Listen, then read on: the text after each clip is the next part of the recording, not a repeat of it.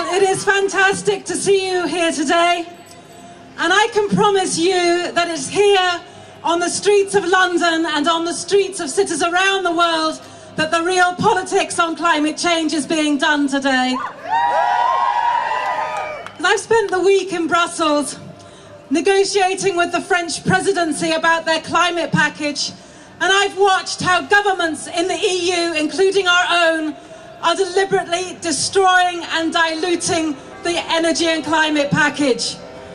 Now, it was never ambitious enough, but with the shape it's in today, it will do nothing to seriously end emissions in the EU.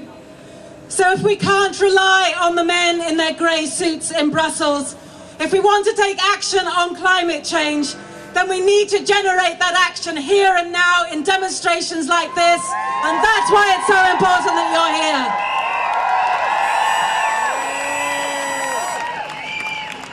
And I think that our message should be this, that the government's cowardly inaction is not only destroying the environment, it is destroying people's lives here, today, tonight, and around the world.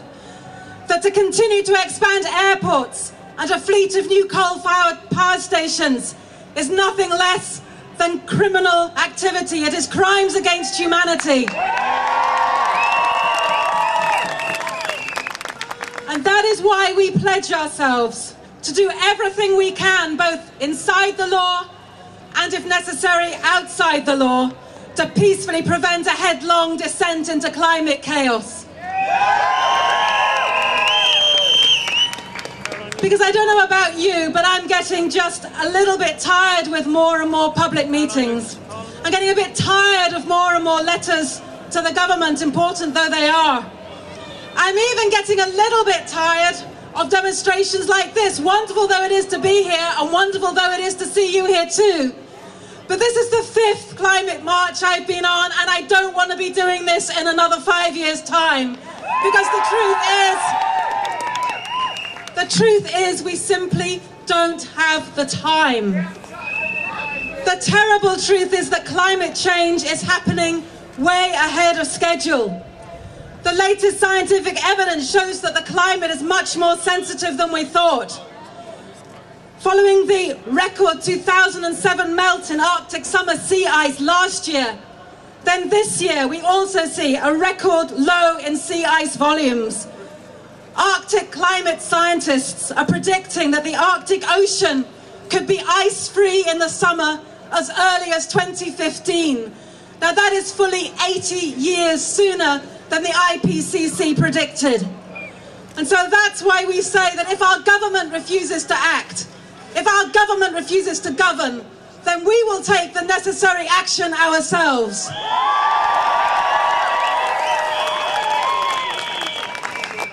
And that is why I believe that we need to build this country's largest campaign of non-violent direct action and civil disobedience so that we force our politicians to respond.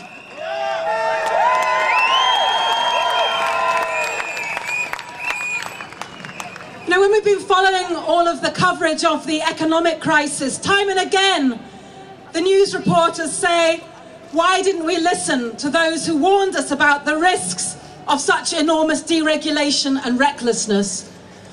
Well, we have been warning about the climate crisis for decades.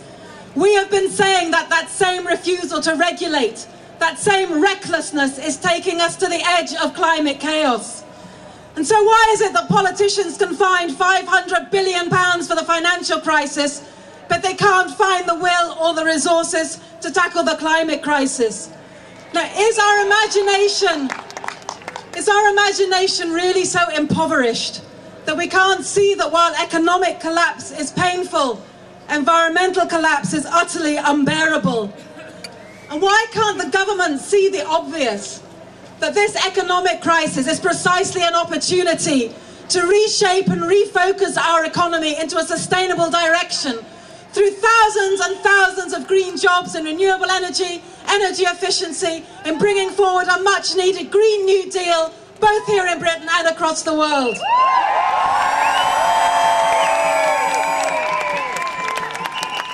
So that's why we demand an end to more airport expansion, an end to coal-fired power stations, no more lies and inaction, but yes to green jobs and a green way forward. But let me just finish by saying that some people think that we'll never be able to persuade the politicians to act on this kind of agenda. That while it might be economically and technically possible to tackle climate change, that it might not be politically possible. I believe we are here today to redefine what is meant by politically possible. Because we recognise that with only 100 months left to act, it falls to this generation, our generation, to act.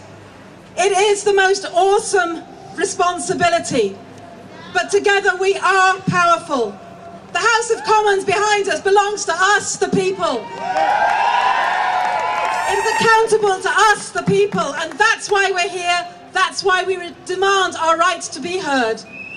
100 years ago, Emmeline Pankhurst said that to be militant is a privilege. She was right, and we should use that privilege. She understood, as we understand, that direct action is the last resort of a democracy. She knew, as we know, that there is a time for words and a time for action. Well, let me end by proposing a key date for our next action. The place I want to see all of you on the 12th of January is for a dinner at Domestic Departures, Terminal 1, Heathrow Airport, 7 o'clock. So the time for speeches is over. The time for action is here. I'll see you at Heathrow.